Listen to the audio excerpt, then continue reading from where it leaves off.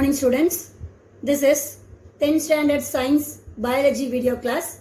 In this video class we are going to study the origin and evolution of life lesson. Dear students, this is unit 19, origin and evolution of life. In this lesson we have already studied Big Bang theory, origin of universe, theories of origin of life, process of evolution and the evidences of evolution, principles of Lamarck. In this lesson, last video class, we have studied Lamarckism. That means Jean-Baptiste Lamarck, a French naturalist, named as theory of evolution. Theory of evolution was published in the book is called Philosophic Zoologic in the year 1809. It is popularly known as theory of inheritance of acquired character or use and disuse theory or Lamarckism. Lamarckism is divided into four theories. One is the internal vital force. That means living organism increase in their size. That is the inherent ability to the organism. Second one, environment and new needs. Depending upon the environmental changes, organism is also changing their organ and adapting the particular environment. That is environment and new needs. Use and disuse theory. According to this theory, the organs which was used to adapt the environment is showing the gradual development. The organ does not used for the adaptive environment is destroyed. That is said to be use and disuse theory. For that, he has given the example in the ancient period, ancestor of giraffe having the short neck and short forelimbs. He is eating the grass on the ground. If the grass is insufficient, he is eating the leaves from the trees. For eating leaves from the trees, he stretched his neck and also forelimbs, resulted the development of long neck and also long forelimbs. Is an example for constant use of an organ. Another example, disuse. A kiwi is a bird, is not having the wing, but it is not using the wing.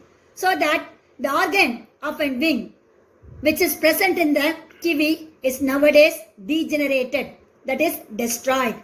That theory is named as used and disuse theory of Lamarckism. The last theory is theory of inheritance of acquired character. When there is a change in the environment, organism is also respond to the change.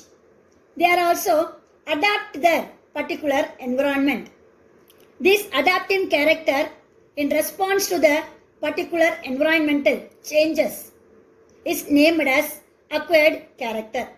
For example, in the summer season, we are wearing the cotton clothes. In the rainy season, we are using umbrella and a raincoat. In the winter season, we are using the woolen sweater and shawls. These are all the different changing environmental factors. Depending upon the changes in the environment, we are adapting the particular changes occur in the environment. That character is named as acquired character.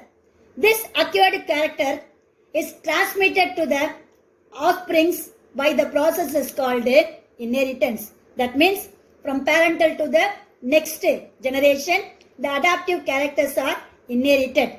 That theory is named as theory of inheritance of acquired character.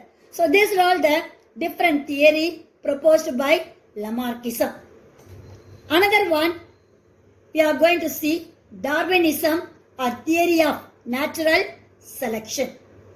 Charles Darwin in the year 1809 to 1882 one of the great naturalists and also philosopher in 18th century. He was born in England in the year 1809. While he was studying in his college studies, through his friendship with Professor J.S. Enslow, he was fascinated towards nature. That means he was attracted by the nature. At the time, a British Admiralty planned a voyage of exploration for 5 years on a ship named HMS Beagle around South America. In that ship, Dr. Enslow was asked to nominate the young naturalist for the voyage. That means in that ship, Charles Darwin along with his friend Enslow, they sailing on the ship. Darwin was given this opportunity. During his 5 years sailing in the ship of HMS Beagle in the year 1831 to 1835, he visited many parts of the South America and also around the world. He had visited many islands including the Galapagos Island and the Pacific Island. Darwin made elaborate observation on nature of the land and plants and animals of the regions he visited. He further worked for a period of 20 years to develop the theory of natural selection. So with the help of a ship named HMS Beagle, he has visited all over the world, including different islands. One of the islands are Galapagos Island and Pacific Island. He made elaborate observation about land, plants and animals. He worked for 20 years and he developed the theory is named as theory of natural selection. Darwin published his observation and conclusion under the name of book is called Origin of Species in the year 1859. The book Origin of Species demonstrated the evolution of organism or species. It elaborates on the theory of natural selection for evolutionary transformation. That means in that book Origin of Species, he explained its theory is called theory of selection, natural selection. In this theory of natural selection, he explained how evolutionary sequence are transformed from one organism to another organism. That is said to be Darwinism or theory of natural selection. Now, we are going to see the principles of Darwinism. What are all the basic concepts which is present in the Darwin's theory? First one, overprotection. Living beings have the capacity to reproduce more individuals and form their own progeny. So what is reproduction? Give birth to young ones and increase their race in the particular environment. What is the race? Inam அப்படின்னு சொல்லுவோம்.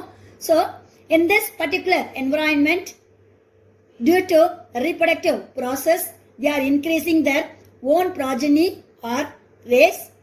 They have the capacity to multiply in a geometrical manner.